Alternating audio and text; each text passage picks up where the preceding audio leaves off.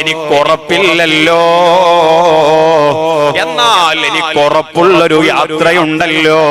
ആ യാത്ര മരിക്കണമെന്ന മരണശേഷമുള്ള യാത്രയാണ്. എനിക്ക് ഖബറിൽ കിടക്കണമെന്ന് ഉറപ്പാണ്.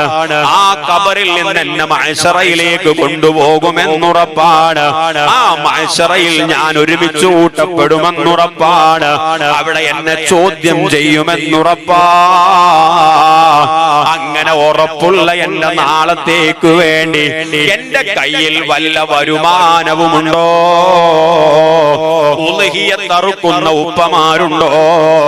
സുബ്ഹാനല്ലാഹ്, നമുക്ക് ദുനിയാവിൽ കാറുണ്ട്, ബൈക്കുണ്ട്, മറ്റു വാഹനങ്ങളുണ്ട്. എന്നാൽ നമുക്ക് ആഖിറത്തിൽ സഞ്ചരിക്കാനുള്ള വാഹനമാണ് ഉളുഹിയത്തിന്റെ കന്നെന്ന് ഹബീബായ നബി സല്ലല്ലാഹു അലൈഹി വസല്ലം നമ്മളെ പഠിപ്പിക്കുന്നില്ലേ? ജീവിതത്തിൽ ഒരു തവണയെങ്കിലും ഉളുഹിയത്തിൽ പങ്കാളികളാവാത്തവരുണ്ടാവരുത്. ഒരു ഓഹരിയെങ്കിലും നമ്മൾ പങ്കാളികളാവണം. ഒരു വർഷം കൂടിയാൽ പിന്നെ എല്ലാ വർഷവും കൂടണോ? അങ്ങനൊരു നിയമമില്ല. കഴിയുമെങ്കിൽ ഒരു വർഷം, കഴിയുമെങ്കിൽ 2 വർഷം, അങ്ങനെ കഴിയുന്ന വർഷങ്ങളിലൊക്കെ പങ്കാളിയാവാം. അല്ലാതെ ഒരു വർഷം ചേർന്നതിന്റെ പേരിൽ പിന്നെ 7 വർഷം പങ്കെടുക്കണം എന്നൊരു നിയമമില്ലല്ലോ. ഇൻഷാ അല്ലാഹ് ഈ വരുന്ന റബി പരിശുദ്ധമായ ബലി പെരുന്നാളിൽ ഒരു ഉളുഹിയത്ത് കർമ്മത്തിൽ നമ്മൾ പങ്കാളികളാവണം. എന്തിനു വേണ്ടി?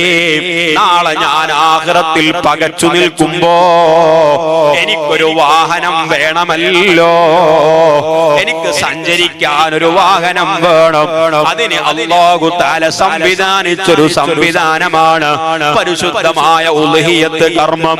ഞാൻ പറഞ്ഞു വന്നത്, അങ്ങനെ നമുക്ക് ഉറപ്പുള്ള യാത്രയാണ് പാരത്രിക ലോകത്തേക്കുള്ള യാത്ര. അവിടേക്ക് നമ്മൾ സമ്പാദിക്കാൻ സമയം കണ്ടെത്തണം.